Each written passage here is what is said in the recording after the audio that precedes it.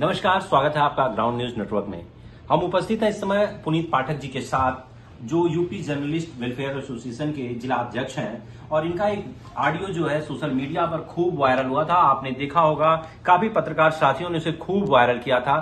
वजह यह थी कि महिला आयोग सदस्य के पति द्वारा उनको कुछ अपशब्द कहे गए, जिसको लेकर काफी पत्रकारों में रोष भी रहा। कुछ पत्रकार उस पर अपनी नाराजगी जताते हुए प्रश्न भी पूछे उनसे, और उस प्रश्नों का उत्तर उन्होंने दो टूक में ना देते हुए कुछ इस तरह से दिया कि जिसको लेकर काफी और रोष बढ़ गया पत्रकारों में। उसी संबंध में जब इन्होंने प्रार्थना पत्र दिया, अपने ऊपर जो इस तरह के अशब्दों का प्रयोग किया गया, तो उसको लेकर इन्होंने जब पुलिस अधीक्षक को एक प्रार्थना पत्र दिया, उस प्रार्थना पत्र को लेकर एफआईआर दर्ज की गई।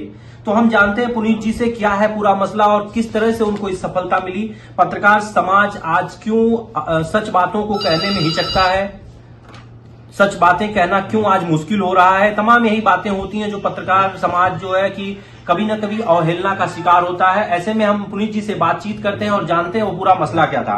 भैया बहुत बहुत स्वागत है। क्या मसला रहा वो जो आपको इतनी लंबी लड़ाई, लगभग महीनों की मुझे याद है कि हो गया होगा? मसला ये था कि एक हमारे जनपद की वरिष्ठ महिला है, समाज सेविका भी हैं, एक संगठन की पदाधिकारी भी हैं, प्रज्ञा राय जी, और उसी संगठन से पदाधिकारी हैं शिखा मौर्य जी। आप दोनों का आपसी विवाद किन प्रकरण पे था ये तो मैं नहीं जानता। दोनों का एफआईआर दर्ज हुआ था अलग अलग थानों में, एक का शहर कोतवाली में और दूसरे का सिधारी थाने। दोनों लोग पेशे से शिक्षक भी हैं? दोनों लोग पेशे से शिक्षक भी हैं और शिक्षक प्राथमिक शिक्षक संघ महिला के उसमें ये लोग पदाधिकारी भी हैं जी।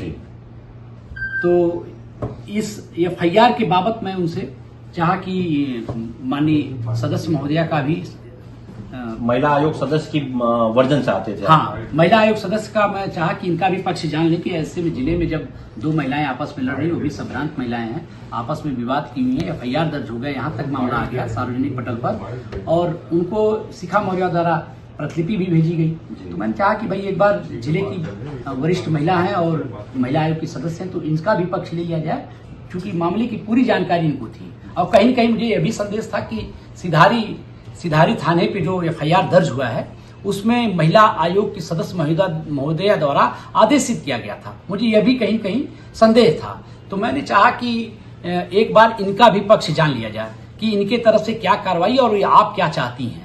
तो इसी कड़ी में मैंने इनको फोन किया 6 तारीख को फोन किया, तो इनके पति द्वारा बताया गया कि सदस्य महोदया व्यस्त हैं। मैंने कहा ठीक है, जब फ्री होंगी तो कह दीजिएगा, बात कर लें। यह कहते हुए मेरा फोन काट दिया गया। अगले दिन पुनः मैंने फोन इसी कड़ी में किया 7 तारीख को फोन करता हूं, तो मैंने कहा बॉस, मैंने निवेदन किया था आपसे कि मैडम से मेरी बात हुई। उन्होंने कहा कि बात नहीं हो सकती। हमने कहा कि कैसे हो पाएगी? तो उन्होंने कहा कि बात नहीं हो पाएगी, आपका कोई व्यक्तिगत काम हो तो बताइए। हमने कहा महिला आयोग के द्वारा मेरा कोई व्यक्तिगत काम नहीं, कि जो मैडम के माध्यम से मेरा काम होना हो। इसी बात को लेकर सदस्य महोदया के पति इतना अग्रेसिव हो गए कि जिन शब्दों का कभी जीवन में हम लोग प्रयोग दैनिक भाषा में नहीं कर सकते हैं, ऐसे शब्दों का प्रयोग एक पत्रकार के लिए, एक पत्रकार संगठन के जिला अध्यक्ष के लिए, पूरे पत्रकार समाज को कहीं न कहीं अभिशापित किया उन्होंने। और यह भी कहा कि मैं पत्रकारिता छुड़ा दूंगा और तुम्हारे पत्रकार भाइयों के सामने ही यही ऑडियो चलवाऊंगा और सीओ के सामने आकर तुम्हें बताता हूं, मैं भी बताऊंगा और मैडम भी बताएंगी, ये कहा उन्होंने। और बातें बढ़ती रही इसी तरह से। मैंने भी कुछ उनको बहुत सम्मानित तरीके से कुछ क्वेश्चन हमने और भी उनसे कहा कि आप आ रहे हैं तो क्या मुझे फांसी दे देंगे? तो उन्होंने कहा फांसी नहीं दे देंगे, और अपमानजनित शब्द कहते हुए ये कहा कि मैं आऊंगा तुम्हारे कप्तान के सामने, वही 20 जूता तुमको कप्तान के सामने ही मारूंगा। तो मुझे ये कहीं न कहीं कष्ट का विषय था कि हमारे जिले के वरिष्ठ पदाधिकारी हैं, कप्तान महोदय, वरिष्ठ पुलिस अधीक्षक महोदय, और उनके सामने यदि मारने की बात कही जा रही, क्यों न मैं ये जानकारी आपको सूचित करूं। और मैं वैसा ही किया। मैं किसी बिना प्रार्थना पत्र के माननीय के पास गया और पूरी ऑडियो को उनको सुनाया और वह संज्ञान लिए। उसके बाद मेरा ये प्रार्थना पत्र मेरे अपने लेटर पैड पर माननीय जी को दिया गया, जिसकी जांच हुई, और जांच होने के उपरांत कल दिनांक 10/6 को एफआईआर दर्ज किया जाता है। एफआईआर दर्ज होने से पूर्व या दर्ज होने के बाद कोई बात हुई आपसे कि किसी तरह की सुलह की बात या आपसे क्षमा मांगने की बात हुई हो, या इस तरह की कोई बात जिससे आपको लगे कि यह कदम आपको नहीं उठाना चाहिए? नहीं, ऐसी कोई बात नहीं है। ये प्रियंका मौर्य कहीं से भी उनकी बात और उनके बयानों से कहीं से नहीं लगता कि वह राजनीतिक है। उनका राजनीतिक करियर बहुत छोटा है और वह जिले में आई भी तो ऐसे शब्दों का कहीं उनको ये महसूस करना चाहिए था कि मेरे पत्रकार भाई जो उनकी आवाज को समाज में लेकर आते हैं, ऐसे भाई को उनके पति द्वारा अपमानित और बेइज्जत किया गया था। उनको अफसोस या दुख जाहिर करना चाहिए था। उसके एवज में वो आके खुद स्वयं आके पति के बचाव में पत्रकार को अभद्रतापूर्ण और तमाम धमकियां दे के गई। तो उनके आका, जबकि पत्रकार भाइयों के कोई आका नहीं होते हैं, वह जिस समाचार में जुड़े होते हैं उनके ब्यूरो चीफ और संपादक ही उनके सर्वे सर्वा होते हैं। तो कहीं न कहीं मेरे भी सर्वे सर्वा वही हैं जैसा कि सारे पत्रकार भाइयों को होते हैं। तो आका कहना उनका गलत था। उन्होंने कहा कि बार बार फोन किया गया, जबकि मेरे कॉल हिस्ट्री को चेक किया जा सकता है कि मैं अपने पूरे जीवन काल में प्रियंका मौर्य को केवल 2 बार कॉल किया हूँ। एक दिन, वो भी 2 कार्य दिवस में, एक दिन 6 तारीख को और दूसरा काल मेरा 7 तारीख को हुआ। 7 तारीख के काल में उनके पति द्वारा इतना अभद्रता की गई कि उसको मैं समझिए कि अब अपने शब्दों में नहीं, अगर उस चीज को मैं याद करता हूं तो मेरे आंख से आंसू आ जाता है। और ऐसे शब्दों का इस्तेमाल उनके द्वारा किया गया। चलिए, अब तो आपके कहने पे मुकदमा भी दर्ज कर लिया गया। जी जी। तो क्या अब आप मानहानि का भी दावा करेंगे? इससे आपके मान सम्मान को भी ठेस पहुंचा है। ये अब तो ये मैं अगर व्यक्तिगत कहूं, मेरे मान सम्मान को तो कहीं न कहीं आहत किया गया है।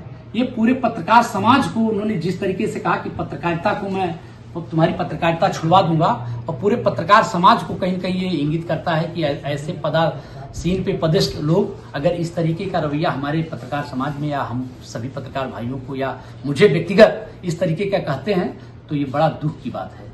ऐसा नहीं करना चाहिए, क्योंकि हम पत्रकार पूरी धूप की चिलचिलाती गर्मी में सभी लोग, सारे राजनेता या जितने भी वरिष्ठ लोग हैं वो अपनी एसी गाड़ियों में और एसी कमरों में बैठते हैं। हमारे पत्रकार बंधु जितने भी हैं या मेरे साथ जो सजाती वर्ग के लोग कार्य करते हैं, वो लोग जाकर चिलचिलाती धूप में उनकी बाइट 4 लाइन के शब्द के लिए इंतजार करते हैं कि महोदया द्वारा अभी कुछ बोला जाएगा तो उसे मैं अपने पटल पर चलाऊंगा। उनको जरा से भी शर्म नहीं रही कि एक पत्रकार को इस तरीके से असंसदीय भाषा का प्रयोग किया जाता है, और उनको कहाँ दुख जाहिर करना चाहिए और न वो धमका कर चली जाती है। इन सब के बीच सवाल ये रहा कि आपने जो उनको फोन किया वो असमय था। कब आपने फोन किया था उनको? मैं उनको फोन किया था, जानकारी मुझे उस FIR की हुई थी लगभग 6 बजे, 6 साढ़े 6 बजे जानकारी मुझे हुई थी दोनों FIR के बारे में। मैंने उनको फोन किया था 8 बजे।